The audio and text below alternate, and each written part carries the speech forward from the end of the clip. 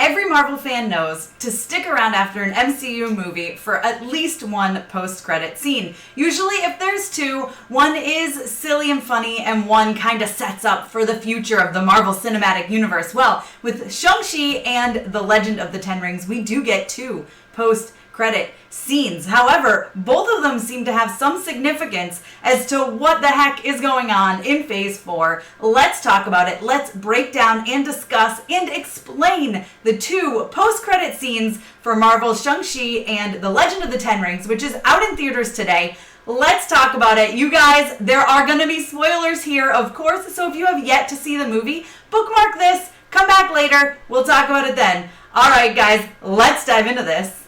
Hey, Tessa from MamasGeeky here. Thank you so much for stopping by my YouTube channel. Now before we get into it, if this is your first time here, I'd love it if you take 1 second and hit that subscribe button. Go ahead and hit that notification bell so you don't miss out on amazing content like this. Okay, so let's talk about that first post-credit scene. Now, this immediately felt like, oh, this is gonna be the silly one, right? Because we see Sean and Katie having a discussion with their friends that they already had dinner with earlier in the movie. And they're telling this whole story about everything that just happened, everything they went through, and their friends are like, yeah, I don't believe you, right? Yeah, you're just trying to get back at me for what I said about you before when we had dinner before. And this seems very funny, it's lighthearted, you're laughing, I mean, it's great. But then things go crazy. Wong shows up with a portal and comes through and is like, hey, do you have the rings with you? And he's all like, yeah, of course I do. And they're like, okay, both of you come with me. And they're all like, okay, bye to their friends. And they go with Wong through a portal. Now, it doesn't end there, which it easily could have,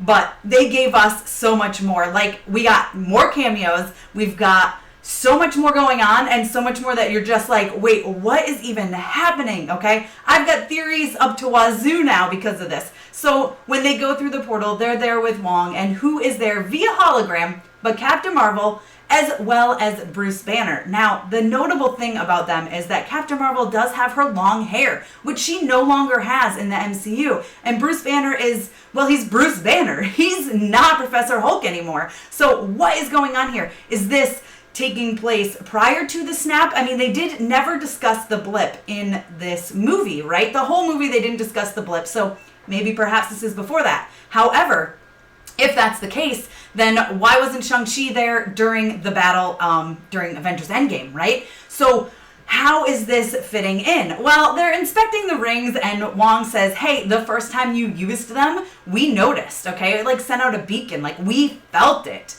Okay, and they're like, oh, and then this is funny. Captain Marvel's like, I gotta go. Bruce has my number. He'll give it to you. And then she leaves, and Bruce is like, I don't have her number. She always does this, which I thought was funny. Nice, add a little bit more humor into this first post-credit scene as well. Like I said, usually there is one that is kind of silly, funny, like, you know, an ant playing the drums type of thing. Okay, so that's what we have. Okay, and then Wong says to them, hey, listen, there's no going back now, and we got a lot of work to do. So we're sitting here thinking, okay, what's going on? What is this? And then in my head I thought, wait. Is this a whole nother timeline? Is this not the sacred timeline? I mean, Captain Marvel has her hair. Bruce Banner is Bruce Banner, not Hulk. Wong, I mean, they didn't even really mention Doctor Strange. I mean, is Wong the Sorcerer Supreme in this timeline? Like, what is actually happening here? Because it seems to me that, like, I mean, maybe this is in the future, and maybe Bruce Banner is, like, no longer Professor Hulk, and, like, maybe Captain Marvel grew her hair back out, but that doesn't seem very likely. So you guys let me know your thoughts down below in the comments. Do you think this is a whole nother timeline? Do you think this took place prior to the snap? Do you think this has something to do with and something to connect with what's going on in Spider-Man No Way Home? I mean, we don't see Doctor Strange here at all. This is mainly Wong. Now, does this mean Wong is the Sorcerer Supreme? Or does this mean that Wong is kind of dealing with stuff while Doctor Strange is off with Spider-Man doing who knows what around the multiverse? I mean, are we in a totally different timeline other than the sacred timeline? Is this events that have happened after Loki? Like, this is so crazy, so confusing. There's so many theories, so many things it could mean. For me, I'm kind of keeping my fingers crossed that this is a totally different timeline, and somehow they'll all converge and get together.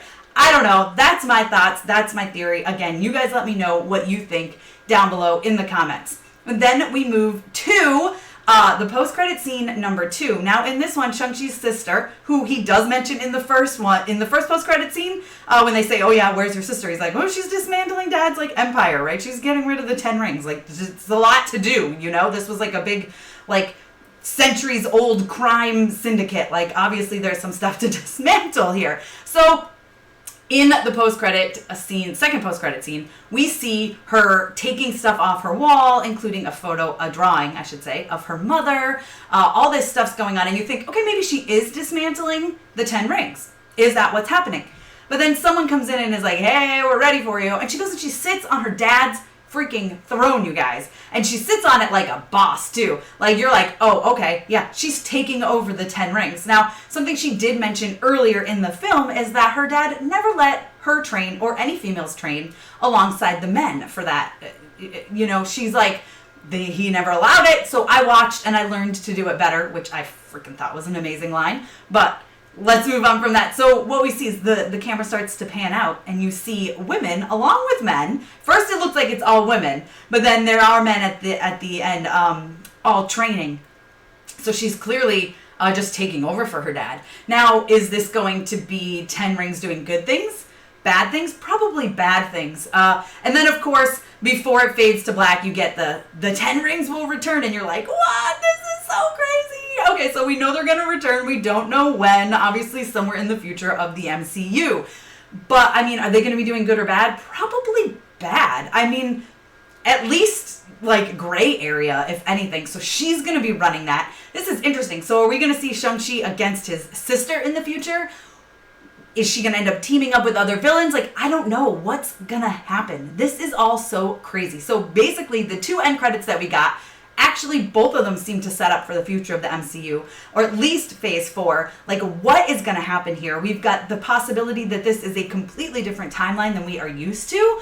Of course, we did get Ben Kingsley coming in, and he is Trevor Slattery, and he does mention what happened in Iron Man 3, so that aligns. But a timeline could very easily be different just because of one little change and then go off on another path, as we learned, thanks to Miss Minutes and her explaining it. So you guys let me know what you think about all of this down below in the comments. Do you think the 10 rings are going to be good or bad? I'm thinking at least gray area, but probably bad, right?